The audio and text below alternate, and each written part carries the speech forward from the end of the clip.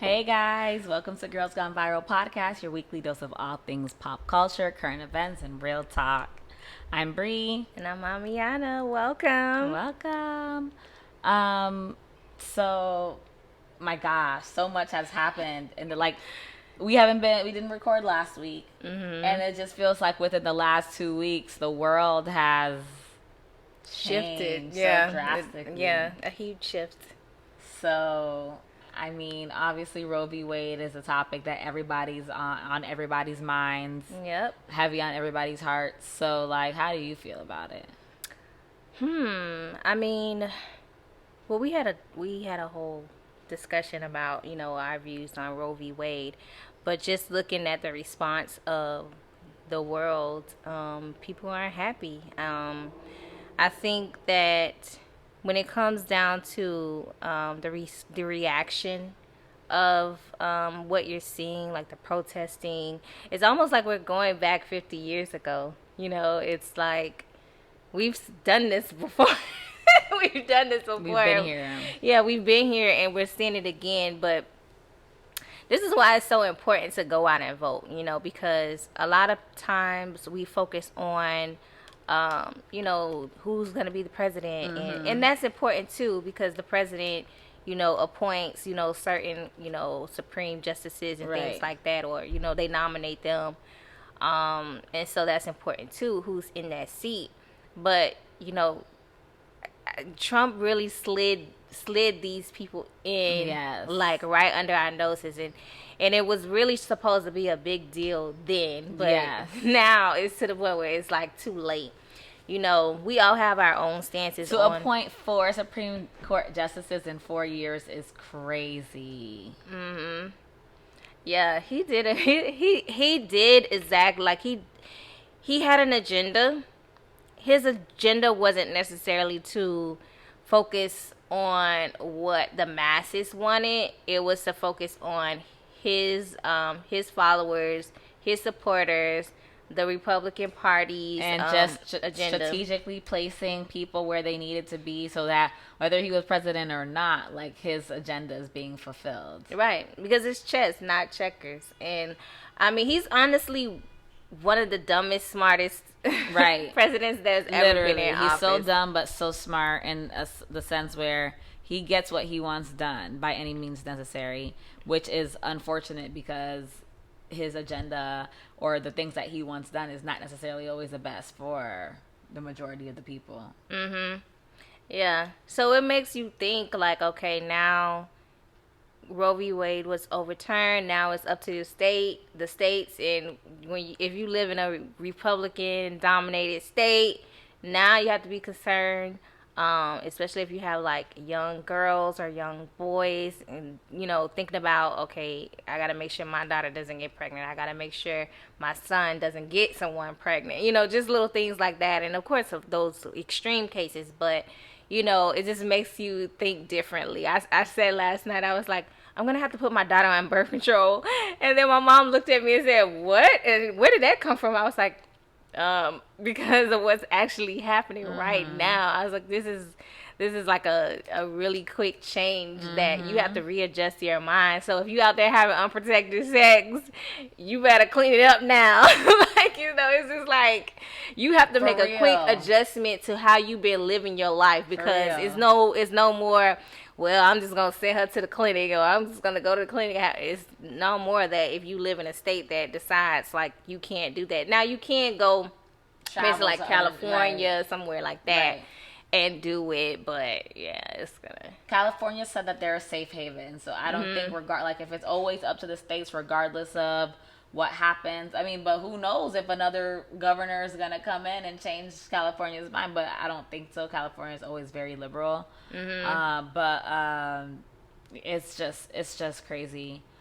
For me, it's like, yes, Roe v. Wade happened and Roe v. Wade was overturned, and that's definitely very controversial. Like, and I understand the impact that it caused, but another aspect of it that's kind of like underlying that people are not even noticing is that how people are like just so openly and like advertly expressing their biased opinions like out loud on a public forum. Like there is no tact. You saw the senator tweeted, there was a Republican senator in Texas.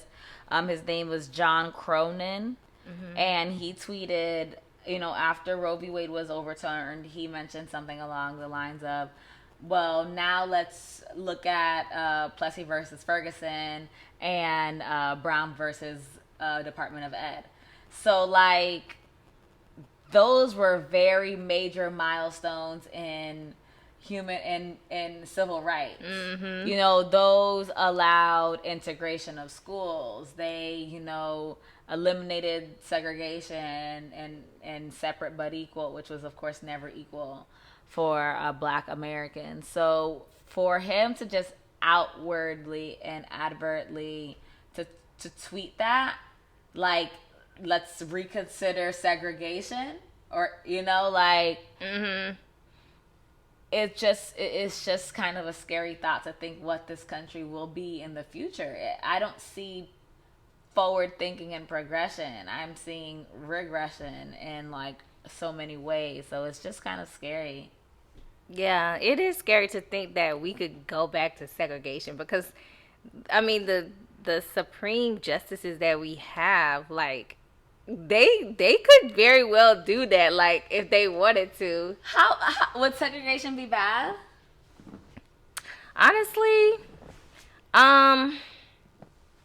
segregation in schools, I don't know. I mean, there's pros and cons to it, because what happens is when you only force black children to go to school in their communities, and all black communities, as you know, black schools don't always have the resources, right? So we always, in every black community, the resources in black schools are always like beneath all the other communities. Right. So it's like you would be just setting up a position for black children to be discriminated against because they can't go outside of their community, like kids that can't go outside of their community to go to better schools, or parents that can't afford private schools and things like that. So if there were segregation, I mean, this is all just,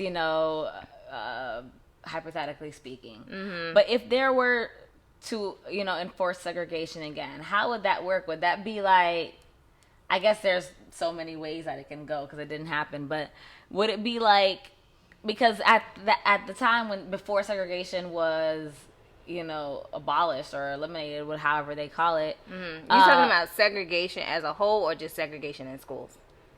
So Plessy versus Ferguson is segregation as a whole, and then Brown versus Board of Ed is specifically in schools. Mm-hmm. So both, but I think they kind of like the both Supreme Court rulings were around the same time in the Civil Rights Movement, mm-hmm. where everything encompassing in one was kind of becoming integrated. Mm-hmm. But now, yes, there are black neighborhoods and white neighborhoods, but there are plenty of black children who live in white neighborhoods and vice versa. So if it were to segregate schools, like, what about that black family who lives in the burbs, or the many black families who live in the suburbs? Like, are they going to be forced to travel outside of their communities to go to a black school? Like, it's just, too much.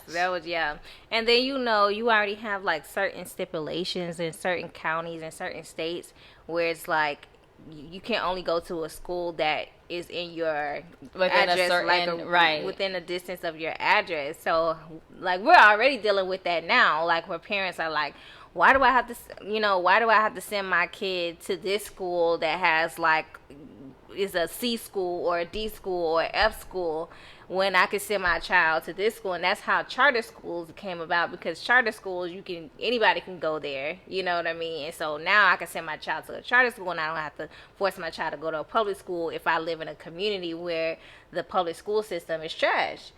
Well, I guess, just devil's advocate. Mm-hmm. You're paying taxes for the community that you live in. You're paying city taxes for the community that you live in, and those city taxes is what funds the schools in that zip code. So I can, I'm not saying that I necessarily agree with it, but I can understand why parents of students who live in the better schools and who are paying high ass property taxes and paying association fees and paying all of these other things to maintain their neighborhoods may not want kids from other neighborhoods coming into the school. Now it's a kid, so it's very hard to discriminate against children. But that is an argument that I could understand.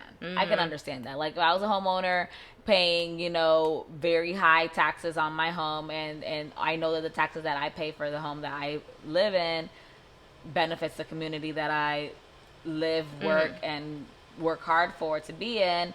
And then you're like telling me, okay, we're gonna bust this kid from who knows where, and they're gonna profit, or like they're gonna gain the efforts that I put in and their parents didn't. So that's reasonable. Yeah, I mean, we get into so many details with that, but yeah, I mean, we're watching they always say history repeats itself. So we're watching history repeat itself again.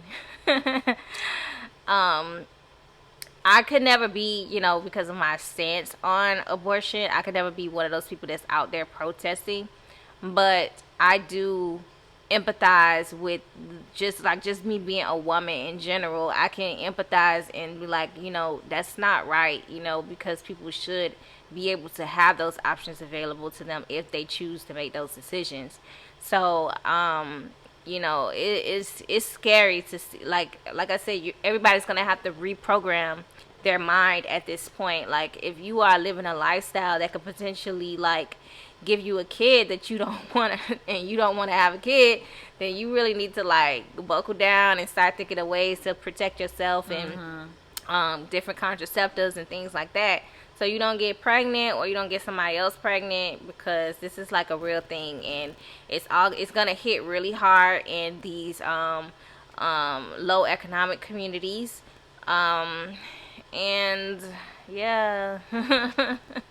I just see it as in the next few years, when there's all of these unwanted children, who is going to be providing for them, because the government doesn't provide for them, when there's all of these people who are unable to adequately take care of their kids. I guess there's going to have to be a collective shift, like you're saying, and everybody's just going to have to kind of like be more consciously aware of their behaviors. But like, sheesh, it's going to take a lot of education and organizing, community organizing, and different things like that. But let's get back to what the actual statement is from the lady. What's her name? Mary Miller. Yeah, so she's a congresswoman. Mary Miller said, "Thank you, Trump." I'm paraphrasing. You know what? Let me not paraphrase. Let me get her exact statement, just so that I'm not giving incorrect information. Congresswoman Mary Miller says, "Thanks Donald Trump for the historic victory for white life following the Roe v. Wade, the overturn of Roe v. Wade." So with that being said, they're letting you know what the agenda is. The agenda is to have more white babies.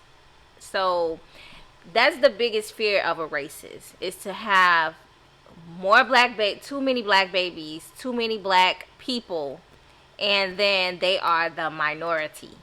So that statement says so much. So you think that part of the overturn of Roe v. Wade was to, have less white people getting abortions and, increasing the white population? Possibly. I mean, why would you make a statement like that on a political platform with thousands of people? It was almost like people were kind of afraid to even like agree with her too, because like she was like, yeah, like, kind of like encouraging them to clap, and we were like, yeah, okay, like, did she was like, my kind of interpretation, I mean, it could be anything, and we're definitely not in with white supremacists and their private motives of what they're doing, so it's all speculation. But I was thinking, like, it's very, and that was a really good idea. I didn't consider that one, but yes, But overall, I was thinking that their overturn of Roe v. Wade was to just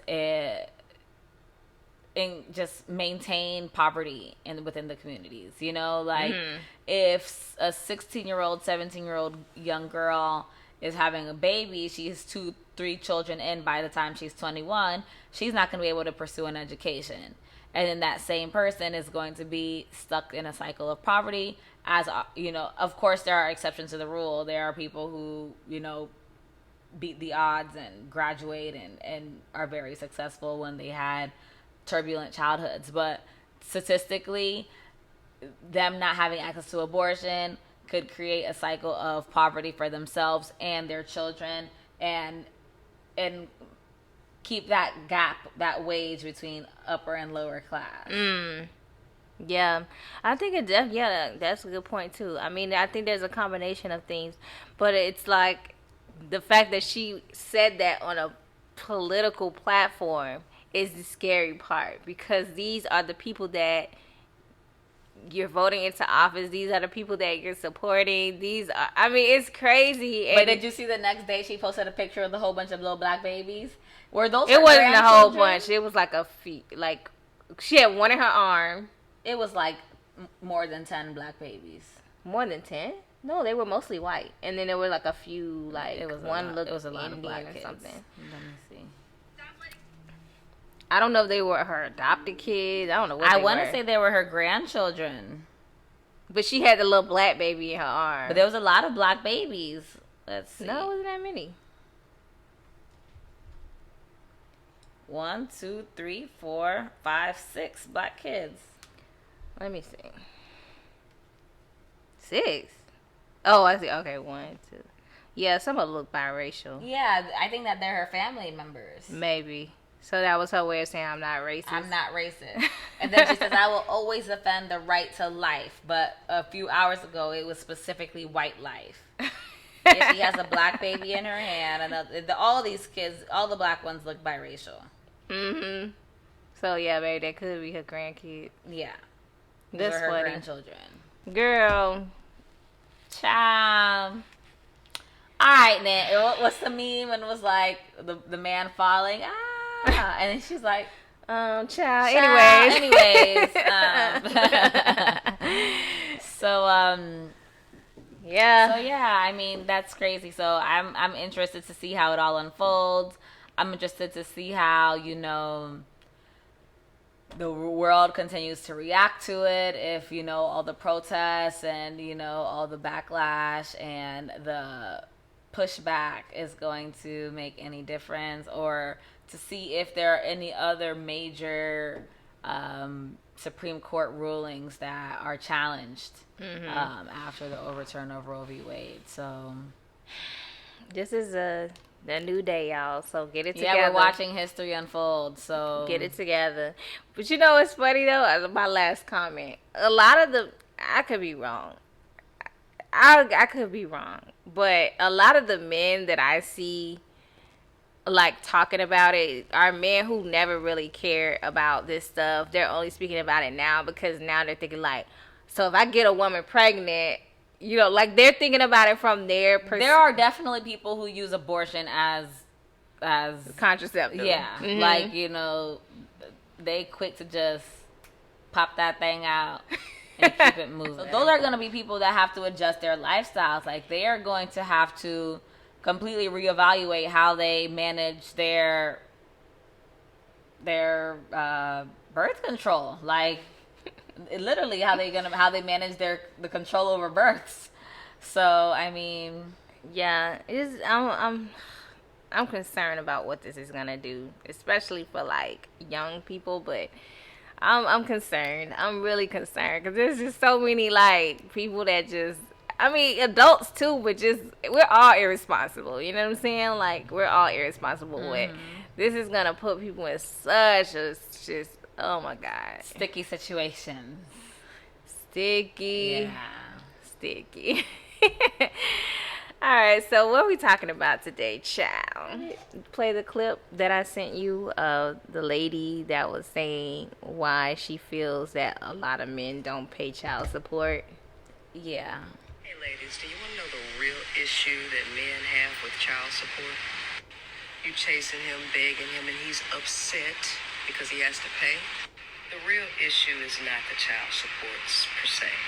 It's the idea that they have to keep paying money to a woman that they no longer are having sex with. Because men instinctively know that they have to pay for sex one way or another one.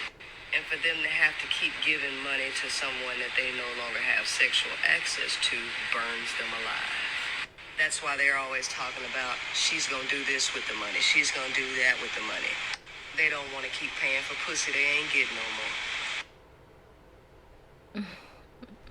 I think, dynamic between mother and father is going to be like definitely a lot more tense. Like, it's possible. Let's say, two people have an unexpected pregnancy, but they're working together well, and they decide to keep the baby. Mm-hmm. They are going to, kind of come together collectively to work as a team to raise this child financially. But if it's two people who would have initially decided to abort, and now they're kind of forced into this co-parenting situation, like, it's definitely going to be an increase in, I can see, like, child support cases going up. Mm-hmm. There's going to be an increase in domestic violence cases. Ooh. Like, I can see an increase in children going to foster care. So there's like all of these things that are going to be like exaggerated after people don't have access to the abortion that they normally do. Yeah, let's go back to what this lady was saying. I mean, she was saying a lot about why she thinks that men don't want to pay child support because they feel like they're losing access to having sex with that woman. And so, not that they're losing access, that they don't have access to that woman sexually anymore at all. So the continuation of giving her money, like, doesn't sit right with their spirit. Like, it don't sit right with my spirit. But it's not money that you're giving to the woman. You're giving money to the child that you created. Right. My son's father is not on child support. Mm-hmm. So I can't really not that I can't relate. I can understand the need behind child support, but I can't really resonate with that, like, idea of not being able to access my child's father, like, financially. But like, I can imagine, I know, like, that's like the same thing. Let's say even if you don't have a kid with them, like, let's say you call one of your exes that you don't talk to, you don't mess with no more, and you ask them for money, they're gonna be like, the number you have called is out of service. Like, they're not trying to give money to no old thing if they can't get that no more. So somebody did me like that. What do you mean? Like, a ex asked me for money, and I was just like, are we gonna be together? And it was like, so we have to be together for you to, like, help me out. And I don't see the benefit in that. Like, why would I be giving you money? like we're not together. What's the benefit? Oh my goodness. Let me think. Depending on what ex called me. If one of my exes called me and they told me, like, I mean, I couldn't even imagine. Whatever, whoever. If depending on the relationship that I had with them and, like, why we fell off and, like, how our relationship is as, like, platonically. And that's why I said no. Yeah, if my enemy calls me and asks me for a favor, the answer is no. But if someone who was like, I'm trying to think, it was like one of my exes from, like, a few years ago or whatever, and it's like, there's no bad blood, and he just tells me that he needs it for whatever, and I had it, I probably would, just because if you're calling me, that means you probably really need it, because why are you calling me? You know what I mean? So yeah, I maybe not, but I would never expect that I'm going to get it back. It would just be like I'm doing it from the kindness of my heart. Like, I would just know that this is a gift, not a... Yeah. This has nothing to do with you. I'm doing myself a good deed just for my own good karma, not because I'm helping you, just because at this point, like... Yeah, I thought he was trying to use me, because, like, the way the relationship ended, like he was like going back and forth, like whether he wanted to be in a relationship, but I just got all like really frustrated and confusing. And then now you're asking me for money, like you don't even want me, but then you feel like because you think I'm the person that's gonna give it to you because I had that soft spot for you, you think like I'm the person you can manipulate to give you money. And then like I shocked him and was like, no. I guess I can see it from that sense too. That's not how my brain would initially go to it. Yeah, it's situational. Right, it is situational. Because I would see it as like, less that they're trying to use me and that they think that, oh, I have the soft spot for them and I would be willing to do it. And more that they need it bad and they asked everybody who they could think of, and I'm the only person who could, So that's how my brain would initially go to it. I wouldn't necessarily go the emotional route, but now that you planted that seed in my head, I do see it like that, and I'm like, oh yeah, like nah, like. I mean, you know the person and what you went through with that person. Exactly, so it depends on the person. It's all very situational. Yeah, but on the flip side, a dad not just giving the mother his child money because he can't fuck on her, like that's. Like that's crazy. But see, there's I understand child support as being something different. I know we have like the legal part of child support, but to me, anytime that you're taking care of your child outside of you and the mother being together, that is child support to me, whether you're legally binded to doing it or not. So some women feel like, okay, I have to put this man on legal documents to show, to enforce that he does take care of his responsibility. And then some women receive child support just because of the relationship that they have with the father, and they're able to just work it out. Because the dad is, even if he's not with the woman, he wants to be an active and participant father, right, outside of the woman. So it's like, if let's say there's no legal custody agreement, but it's agreed that 4 days a week is with one parent and 3 days a week he's with the other parent, and both parents financially provide for the kid. They do their whatever their kids need, extracurricular activities, school clothes, shoes, whatever the kid needs, and as they get older, whatever the responsibilities for older children become. And also provide the same amount of emotional and moral support for the child. I don't see there needing to be a reason for one parent to get money from the other one. Yeah, I honestly don't think that child support is necessary if, like you said, you have a willing parent that's like willing to participate and do what they gotta do. Like, there's no legal reason for you to get the courts involved in your personal lives and your personal business. And a lot of men are faced with it. Like, there are like some really good fathers who like take care of their kids. They do more than what child support is requesting for them. They go above and beyond for their kids. Like, these are men that should not be on child support, and like you shouldn't even have to do that, like to a dad like that. But so that's a good point. Do you think that there are women who intentionally involve child support just out of anger about a failed relationship? Yeah, definitely. Just out of spite because they can't be with the man, or they don't have any other way to control the man. Maybe he's moving on with his life, and you kind of feel left behind, so you feel like that's just a way to get back at him. Like, there are women that do that, and then there's, of course, there's those mothers who feel like they need to put their child's father on child support because the father's just not doing what he's supposed to be doing, right? So it's all aspects of people that are on child support. And then there's that third segment of guys who's just above and beyond for their kids. They just like an amazing dad, and they just don't need to be on child support, and you have them in the system. And the court system does not really give leniency to men in family and domestic situations. Like, women have a lot of they just given the benefit of the doubt more. Yeah. And it's unfortunate for those men who really do actively participate in their child's life, and they are being manipulated and controlled by the woman. Yeah. So it's kind of a two-headed coin in the sense where, like, there are so many opportunities and like situations, I should say, not necessarily opportunities, so many situations where men just aren't holding up their end of the bargain, and they need to be on child support. But then there are those isolated incidents where the man is above and beyond, and he also doesn't need to be on child support, and it's like it's just difficult. It's a challenging situation in the courts for men.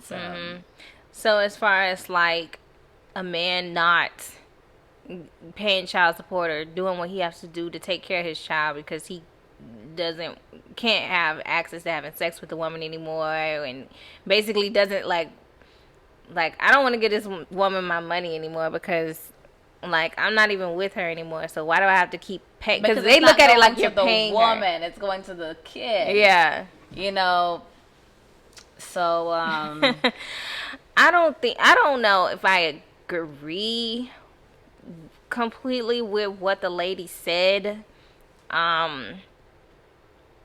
I think I don't know if it has to do with just him feeling like I don't want to have to pay for sex anymore, or so I don't know the way she worded it. But my money is limited, and I'm already paying my new girl for her pussy, so I don't got money to pay my old girl for her pussy too. That's really what it is. Yeah, I mean, I think in general, anybody that has ever had a baby daddy, I mean, there's very few. Like, I mean, there are some, but there's very few like men that when they have a child with a woman, if they ever cared about that woman, that's just going to want to let her go. And sometimes those type of things are used to control women. You know, sometimes men use money or the lack of money to be able to control her. You know she needs the money for the child, but I'm not going to give it to you because you don't want me anymore.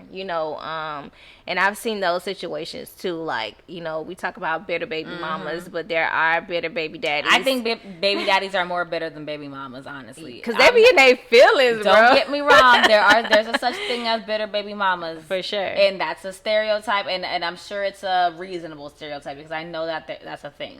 Don't get me wrong. Yeah. But bitter baby daddies, we need to normalize bitter baby daddies because they are out here ruining in lives. Abundance. Ruining They are lives. just gallivanting around the community, and nobody is discussing this. How come we're not talking about these bitter as men? These men are bitter. Yeah. These men just feel as if they gotta let it go, and it's I've seen so many examples of this, like so many people that they talk about their exes, just popping up, or especially when he knows that she's dating now. Oh God, like all kinds of things. You know what I mean? So it's like, and you know what? It's not that it's like one side or other, but both men and women are like very much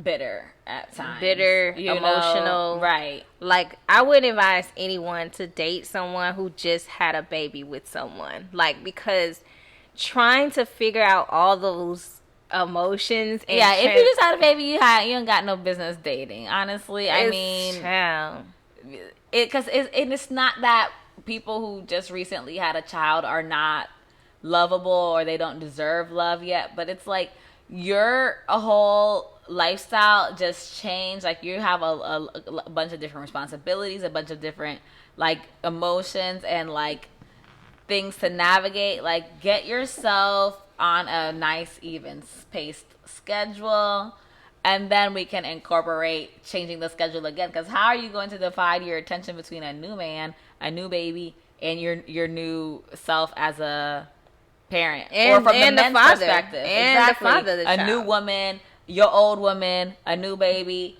and maintaining your masculinity. So it's just like, it's a lot. So, I mean, I'm not saying it can't happen or it won't happen or it doesn't happen or that it's, bad.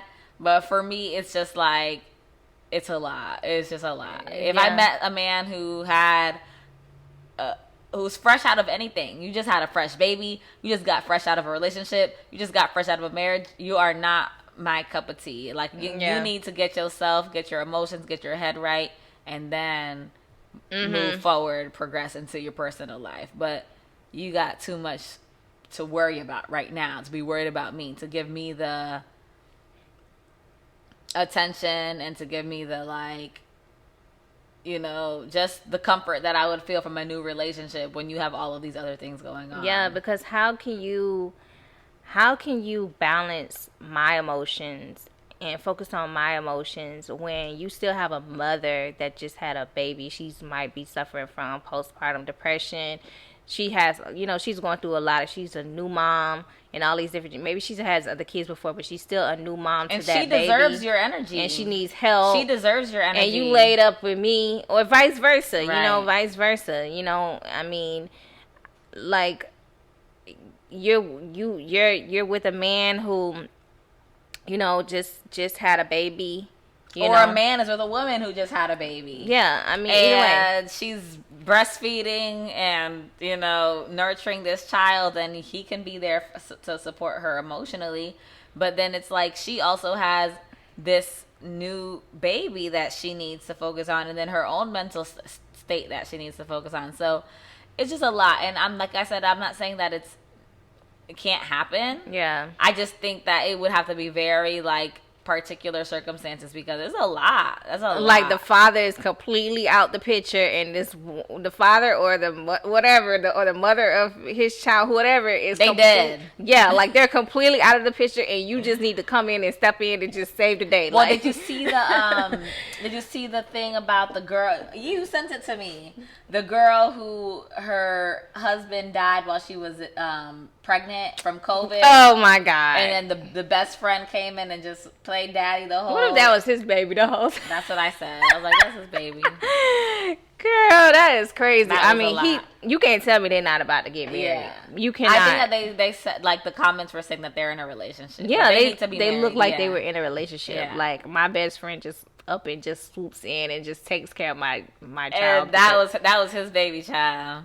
So yeah. So like I said, it happens, and it happens successfully all the time, but it has to just be very, you know, extenuating circumstances. Like, yeah, but I think you know, going back to that post from that lady, like, people in general, not just men but women too, when we feel like we're losing access to someone, we might do things that are vindictive, you know, to whether we just want to get under your skin. We might not even want anything from you, but we just want to bother you. We just want to get under your skin, or that sounds like a man's doing. I mean, women's do it too. Yeah, everybody does it. Both Yeah. sides do it. But, you know, sometimes you don't even realize you're being bitter and mean. You know, like, you're just being mean just to be mean. Like, sometimes you don't even realize it, because it might be something particular that you want from the father of the child or the mother of the child that you're not able to get anymore. And so you're just being nasty about it. You know what I'm saying? So child, you preaching, because these ninjas. Yeah, it goes both ways, but it's like, I think sometimes it's more intense when it comes from a man, because their energy is just so strong, like I that, just be that masculine energy, corny, like. That energy be strong. I know it. Let me not say that. I definitely got harassed. I see, like, men who try to force their dominance or to project their masculinity through aggression is corny as hell. Like, you don't know what it's like to just be like a strong, cool man who just got cool, calm, and collective, and you demand respect and attention through just your presence, your energy, you know, your masculinity, you know, just being that kind of leadership energy, that, like, you know, masculine, protective man energy. You don't need to raise your voice. You don't need to do all of this and all of that, because your presence just commands respect. If you are a man who has to raise your voice, and scream, yell, cuss, back and forth, you are corny. Period. Yeah, it's a very feminine. Very feminine. It's quality. a very feminine, and that has a lot to do with how women respond to you. Like, when a lot of men say, like, "Oh, she's always acting like a dude," and she just, but it's because, like, if she if she responds to you with masculine energy, you're supposed to respond to her like with this energy, like, okay, like, you don't match her energy. Like, you know what I'm saying? You don't match it. You don't mirror her behavior. That's feminine because you're mirroring a woman's emotions. You know what I mean? Like, and then it's sometimes where the woman is the non-emotional person. The woman, yeah. like, I've seen so many situations. Like, the woman will just be like, okay. And then there's this like man yapping, la, la, la, la, la, la. Yeah. La, la, la, la, la, la. And it's like, okay. I even be saying to like the guy, like, yo, like, you acting like a woman, like, and that's when you get like that's when you get like that disrespectful side of a woman, when you start acting like a woman, like, because then now they feel like you're on their level. There's not the respect as a man. It's like now it's just you're just another person. Yeah, you're just another person. You acting like me, so right. Sis, I'm gonna act like you, so you gonna act like me. All right, sis. Trading places. Who is that? Usher and yeah. Who does Usher and whoever? We trading places. Yeah. Mm-hmm. So yeah.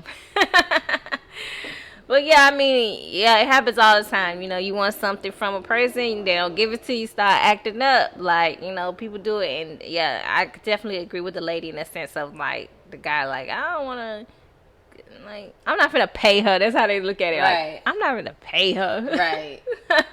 Like, I already buy my child clothes and shoes, and why I gotta give her money?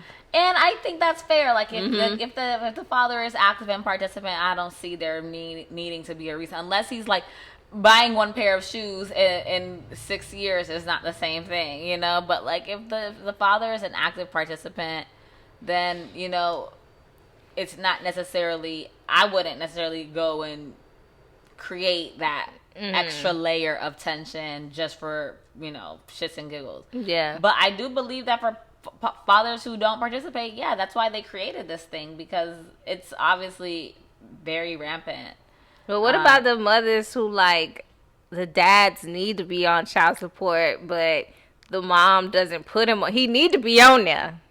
Okay, he needs to be on there, but she doesn't put him on there, and they still act up. That's the same man that's probably going like this.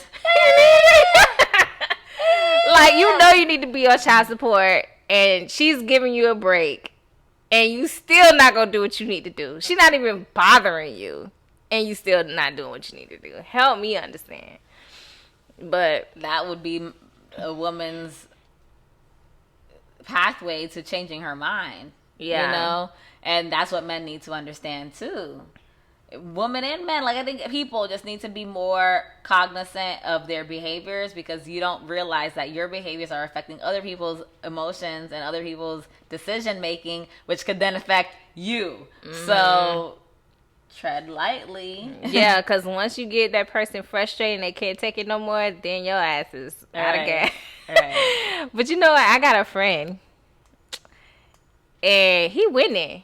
He's winning what? He's winning. Like, he got custody of his child, and the mother has to pay him child support. Wow. So I was like, yo, you're like... But what is the circumstance? Like, the circumstances... What's wrong with the mom? The mom just did some mentally unstable things, and and she just kept doing some things to be like kind of vindictive, you know, in the court and lying and different things like that, and it caught up with her. Okay. You know, and like, honestly, he was trying to be fair with her. He was trying to be fair with her, and he was like, look, we can split the custody. You know, like, let's be fair. I'll be fair with you. But because she wasn't being fair, she got caught up in lies, trying to win the wrong way, and the judge was like, I see right past all of this. Listen, mental health will come back to bite you so quickly in domestic and familial court issues. You know what I mean? Yeah, because they sure. want the kid to be in a safe and comforting environment. For so sure. like, yeah, if man or woman, and a judge can tell you showing that your mental health is not all the way together. Yeah, For sure. And that's exactly what happened. Wow. And she probably could have like gotten the joint custody the way he, had offered to her, and they would have just had everything settled out in paperwork or whatever. But it's good that they didn't, because she clearly is, I mean, I don't know the specifics and the details, but if she's showing like instability, mental instability, maybe it's best that the kids are with someone who can give them like structure. Yeah. But it wasn't even just the mental instability. It was, I'm going to try to, like, you know how when people go through courts and divorces and different things like that, and they just like become like, I don't know, they become a different person and try to like just do the worst thing to the other person as if they weren't just like with that person. Mm-hmm. Like they just try to do whatever they can. And it was she was just literally blatantly lying, like saying like all these things that he was doing to her, and just making up shit. And the court was just like, nah, I don't believe none of this shit. Like, nah, he's going to get custody. You got to pay him child support. Right. It was just like, yes, like when I tell you, like he has to make all of this, like he has the final say, everything, what school she goes to, what religion she is. Wow. What doctors she go to. Everything. He is the primary parent. Good for him. And so that shit could backfire on y'all. Right. Like, I'm just saying, ladies, like, if you have a decent father figure for your child, like, don't screw that up. Right. Like, don't screw that up, because if you love your child, like, you want what's best for them. Mm-hmm. Like, there's a story in the Bible where, gosh, I haven't been to church in a long time. Yeah, I haven't even read my Bible in a long time, but this is a very iconic story where the mother comes and it's one mother saying, "This is my baby." Mm-hmm. My mom always tells me this is my baby. The other mother is saying, "No, this is my baby." So, guess what they said? Okay, well, we're going to see who baby this is. We're going to cut this baby in half. No, it was more like, we can't decide whose baby it is. So both of you can have half of one. Exactly. You can have half and you can have half. Exactly. And the real mother said, "No, don't do that. Don't do that. Just give her the baby." And so that's how they knew who the real parent was. And that's what a real parent does. Like, whatever the circumstances, I don't want to do anything to hurt my child. Right. Like, you know what I mean? And like some women do like some weird things, right, because they're trying to get back at the dad. Oh my gosh, yes. Yeah. So, yeah. So that was the end of our Bitter Baby Mama, Bitter Baby Daddy episode. Thank you guys for listening. And I hope you guys got some gems from there. Yeah. Because, I think that, especially now with Roe v. Wade, I think, women are going to be a little bit more on edge, with parenting and with all of these things, because so many options are no longer available to them. You know what I mean? So it's going to be such a touchy and particular subject. So be kind, be gentle with women when it comes to this, and women, be mindful of who your interactions are with, because bringing children into instability is no bueno. Men, be mindful of who your interactions with, because